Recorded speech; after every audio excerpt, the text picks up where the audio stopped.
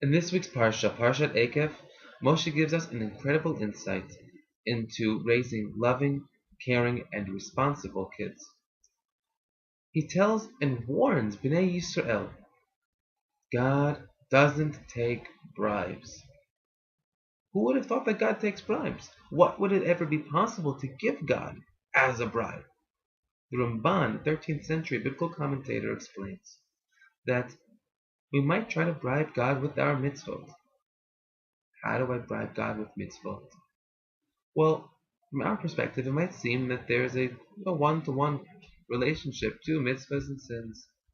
That if I simply did a mitzvah or did a chet, did a sin, well, I can cancel that out with the mitzvah.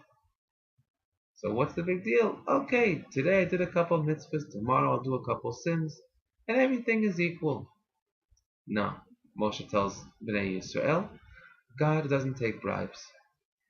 And it's nothing other than the sage of the 2nd century, Rabbi Akiva, who gives a metaphor for this situation. He gives a metaphor of a storekeeper in Tractate Avot, chapter 3. And he explains that throughout life, the store is open, the storekeeper is there, the ledger is open, the hand is writing, everything is recorded. And the loans are called in every day, whether the person who borrowed knows or doesn't know. Ultimately, the judgment, the din, is din emet, is a true judgment. What's Rabbi Akiva trying to say? The mitzvahs are being recorded, also the sins are being recorded. But there's always accountability. That's what that storekeeper is doing. He's holding each one accountable for whatever he borrowed in that case. But the metaphor is really for everyday life, for day-to-day life. All the mitzvot and the sins that we do.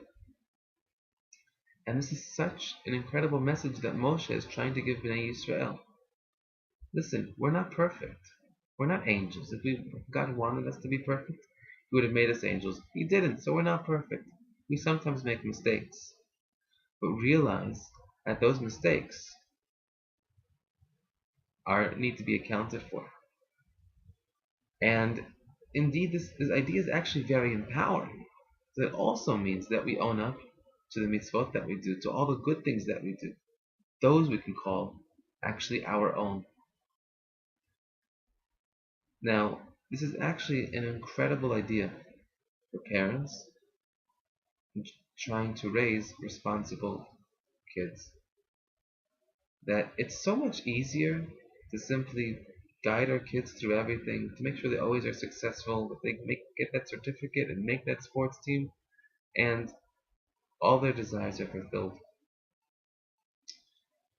But it's actually a lot more fulfilling, a lot more empowering, if as much as we encourage the success, we also sometimes allow them to fail. And we need to encourage the success and give positive motivation and positive encouragement when they do things right, be it big or small. But we also have to make sure that our kids remain accountable and realize that there is an idea of accountability when they do things or don't do things.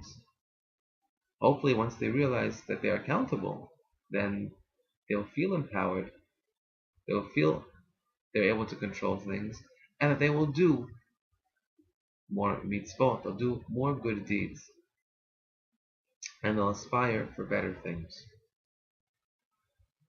Once our kids are able to have accountability, they realize what it means to be responsible. They understand what it means to be responsible. It doesn't help to have responsibility if we don't realize the consequences of our actions. Bnei Yisrael had a tremendous responsibility. They had left Egypt 40 years prior, on the way to the Promised Land, there to start an idyllic society and state. They failed. Ultimately, they forgot a little bit that they were accountable for their own actions. And In this new generation, they realize they're accountable for their actions. They are now ready for the responsibility of starting a state, of starting a society that we can all be proud of. Shabbat Shalom.